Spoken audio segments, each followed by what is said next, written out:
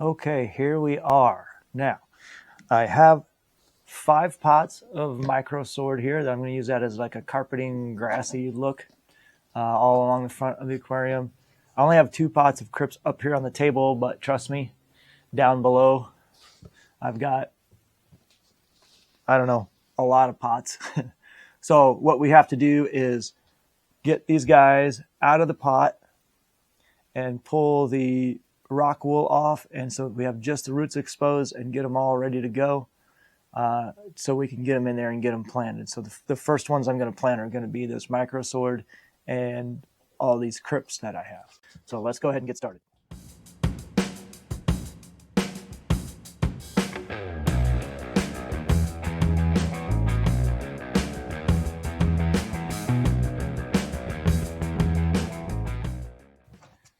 Now let's start in on the crypts. Now this first one here is a cryptocorin undulata. I have a few of those. I've got some green wenti, some red wenti. We've got some lutea. So I think that's how you say them. I'm not 100% certain on the lutea, but that's what I'm going to call it.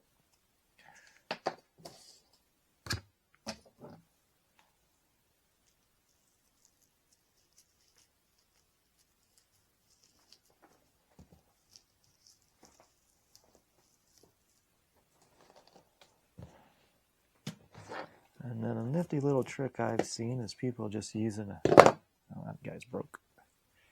Using a fork here to get in here and get all this stuff out of the roots. Just like that. Nice and quick.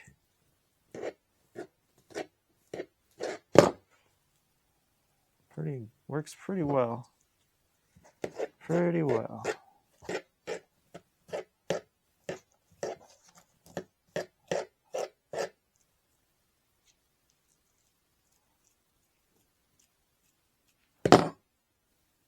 All right, one down, whole bunch left.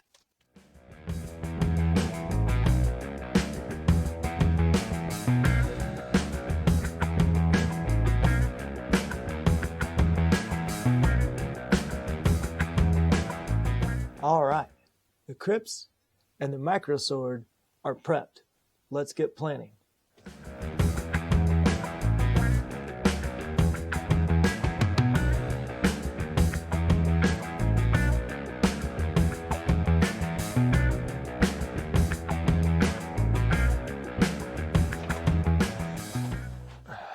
As you can see, the cats are quite interested in what we are doing.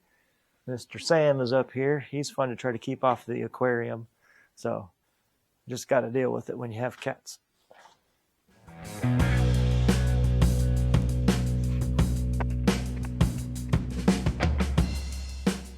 Okay, everybody, second go round of plant preparation.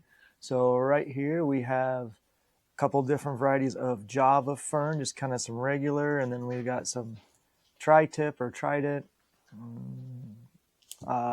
Java fern, a couple pots of those. We've got some loose ones here that aren't actually in a pot. Then we've got a nice little stack of bolbitis over here. We've got a couple of mother pots of anubias barteri, which is pretty cool. They're really nice. Each pot has, I think, 3 plants in it, so we actually have 6 plants of that right here. I do believe we have 2 more of those here. These are just loose, not potted, just bare root. And this guy, I'm not 100% sure.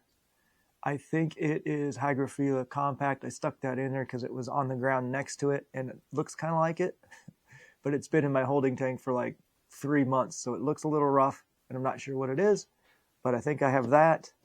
We've got some anubias cophifolia here, a couple of those. We've got a surprise anubias. I'm not entirely certain what that one is, but cool, we'll put it in the tank.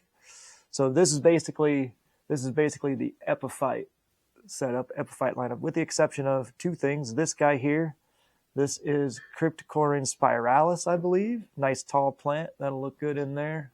Found him in storage, I forgot I had him. And then we have this guy, which I thought this was a dead pot, and I was throwing it away. And when I pulled it out of the pot, it opened up and got, I pulled out this nice little bulb here. And I'm pretty sure this is a tiger lotus that I got and tried to put into storage, and it died. So I thought it died, but as you can see, if you can see, I don't know if you can see it there, there's a little live sprout on there. So we're going to go ahead and put him in the tank. So we'll go ahead and get started getting these prepped.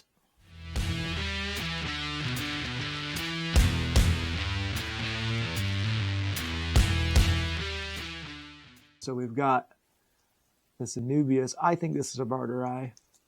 It's pretty similar to these guys next to me over here, just a little shorter, not quite as big yet. So you've got this big thick thing right here and these little roots coming down here. So these little roots here, the bigger ones, I believe, are nutrients.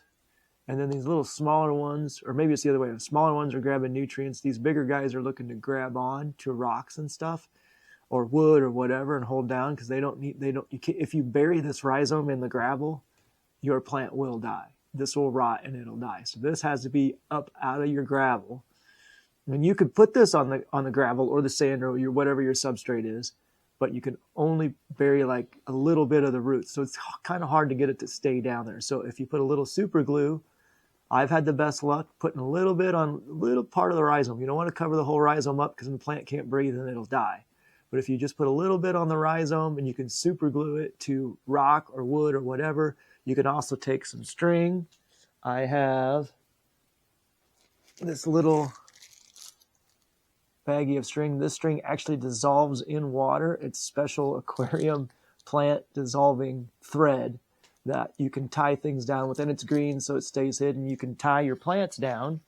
It'll dissolve over time and give your plants time to root into the plant, or into the wood or the rock or whatever you're trying to tie it down to. So that's pretty cool. That's why epiphytes are neat. They also don't require a ton of light. So if you put these way up high in a super high light system, they're going to grow algae, probably burn and die and not do well. They need to be kind of a little bit lower in the system, maybe in shade even too. So epiphytes are cool. That's what we got going on next. And we'll continue getting stuff ready.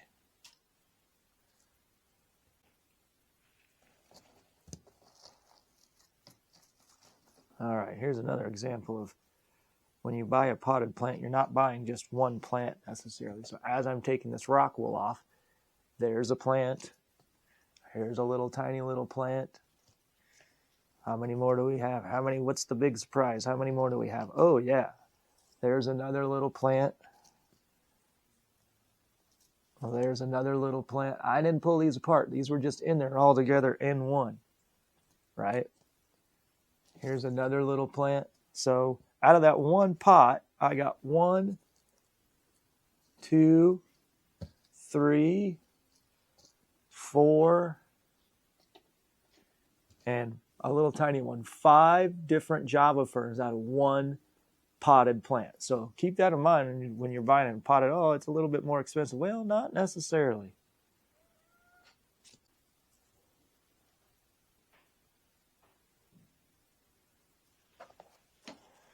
All right, so this is a little bit special here. I bought this guy as Java ferns growing on a mat. So I got to pull it apart, figure out what's going on, or how to, basically figure out how to pull it apart.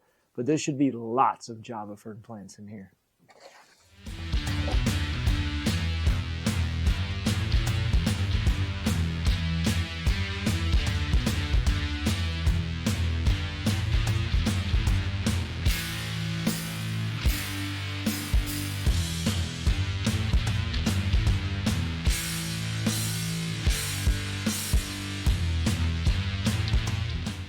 All right, starting to figure it out. There's these little strings. I don't know if you can see little threads all across there, and those are threads wrapped around the mat to hold the rhizome from the Java fern on there. So if I cut those little threads, it should just release it.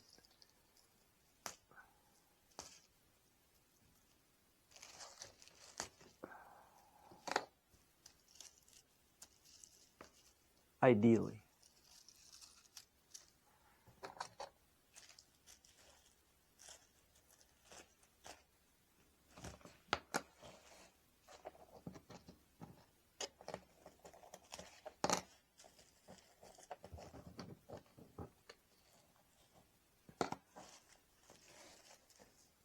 Wow, there's a ton of plants on here. A ton of little small plants. Looks like one big giant plant, but it's a bunch of little small ones.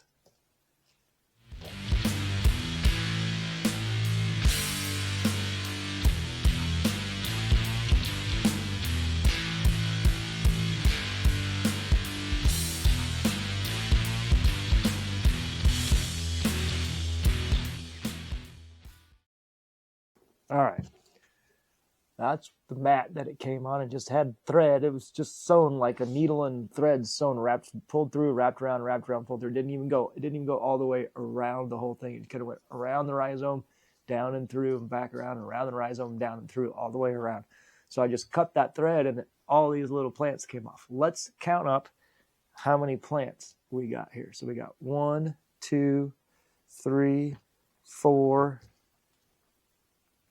5, 6, 7, 33, 34, 35. Oh, I'm counting off screen here. It's getting a big handful. 36, 37, 38. 38 plants make up that. That cost me $30 for that mat for 38 plants. That's less than $1 a plant. Less than $1 a plant. So if you ever see a deal like that, oh man, that's $30. You have a big tank and a lot of stuff to fill, 38 plants. Okay, everyone, while we were away, we went ahead and planted all of our epiphytes. So we got all of our anubias and Java fern and bolbitis all planted in the aquarium, and now it's time to fill it up. So let's go ahead and get started doing that.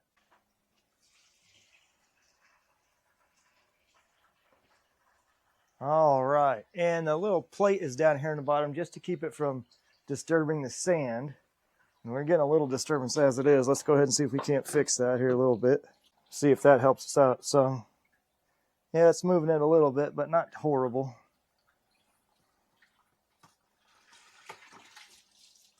Yeah. We can fix what's being moved here once it gets filled up.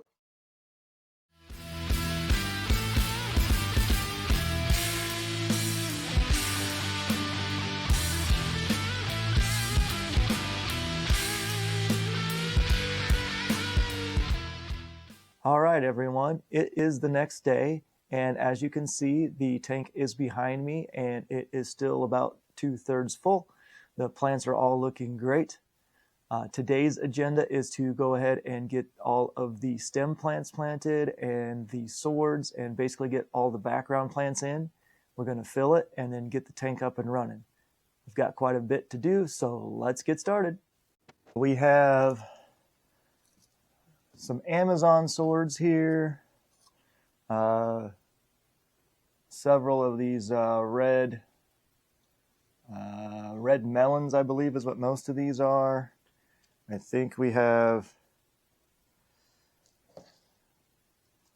some surprise swords that have been in holding for so long I don't know what they are anymore. This one also is supposed to be some sort of a red sword, but it's been in holding for so long and most of its leaves have melted. So we'll see what it turns into. And we have several ocelot swords to prepare and put in. And about 40 jungle val plants. These are short now, but they'll grow all the way to the top of the tank and grow all around the tank. So these are fantastic little background plants. And then this actually is a cardinal plant, believe that or not. It's been in holding for so long that it converted completely over to immersed growth. And this is what immersed growth cardinal looks like. It's not getting a ton of light. So it will eventually melt back down and convert back over to being submersed. And it usually doesn't get quite so long and spindly. So we'll see exactly what it turns into in the aquarium. I got another little shorter, smaller one over here. So those guys are all ready, set for me to clean up and get ready to put in the tank. Don't have any of our stem plants on the table because I've already kind of prepped those. They're stuck in some plant weights and they'll be ready to just go into the aquarium. So let's get started cleaning up some of these plants.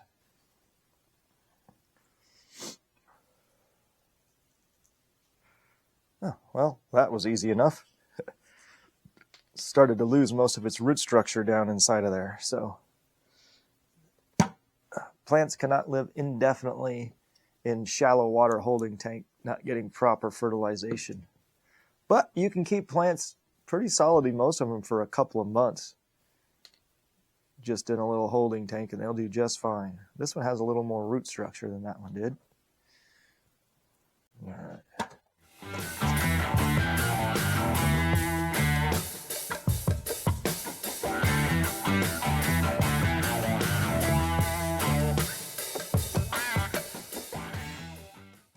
Now these swords, we can tell, were clearly grown immersed and not submersed, meaning their roots were in water, but the plant was allowed to grow up out of the water. And you can tell that because it's got this long, pretty rigid stem, and then it goes to a more broad, rounded / pointy leaf. And what will happen when you put it all the way underwater is all of these leaves will all melt off, and then it'll grow a much longer, narrow, more pointed leaf. And so it will not look like this pretty much at all. It'll be kind of same color, but it will not look like this underneath of the water. So, and I'm aware of that, so I'm going to plant them with the thought that they are going to completely change their look, because I know that. And actually what I'll do is I'll put in a little picture here or a video clip that shows what they're going to turn into. I've quite a few of them downstairs in my 20-gallon tall that has all my swordtails in it.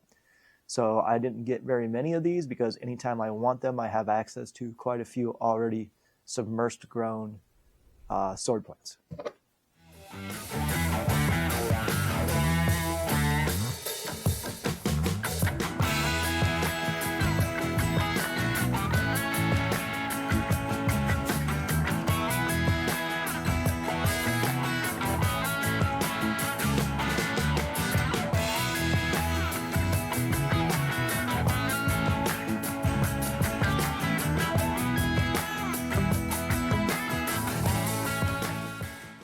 Time to plant.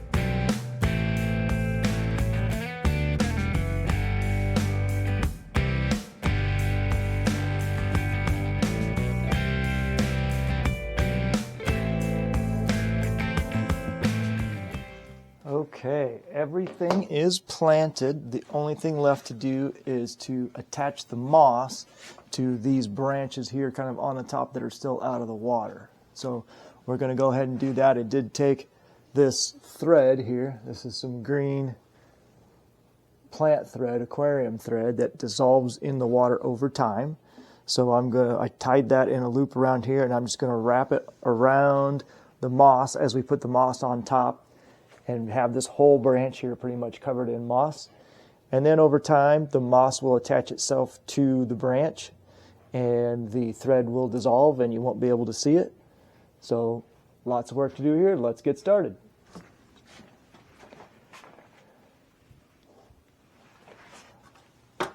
And of course, the first thing it does is fall right in the water. Man.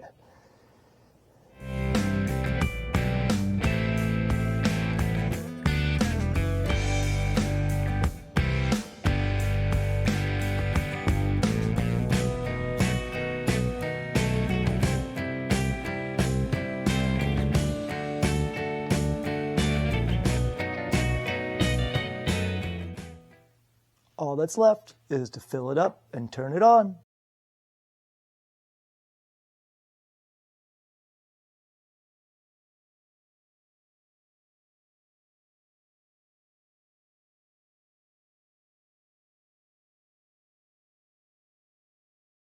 So there are a couple of reasons why we are using tap water and reverse osmosis water. One reason is in my house, which was where we are at, I do not have the capacity to make 265 gallons, or probably closer to 200, 210 gallons with the offset of all the stuff in the aquarium. But I don't have the capacity to make that much reverse osmosis water. But more importantly is the tap water, the RO water has absolutely no minerals in it at all. It is stripped of everything. Plants need minerals to survive, and they just don't do well in just straight reverse osmosis. And I've discovered actually with RO only water, I end up with a ton of black beard algae problems, just fighting it like mad.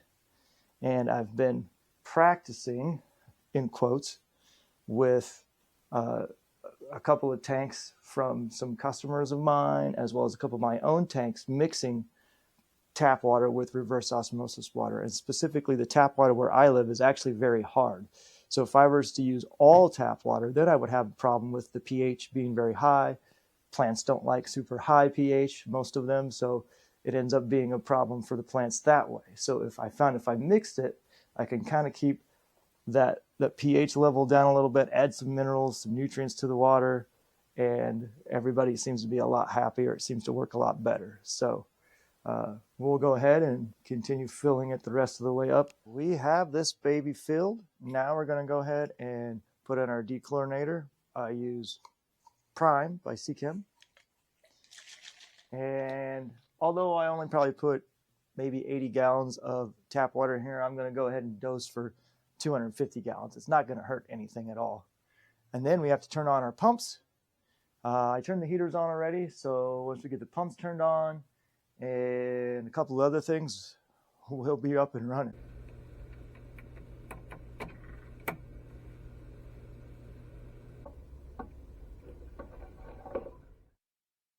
And that's a wrap. We'll close it out with a final shot of the tank and be back next time to put in the fish.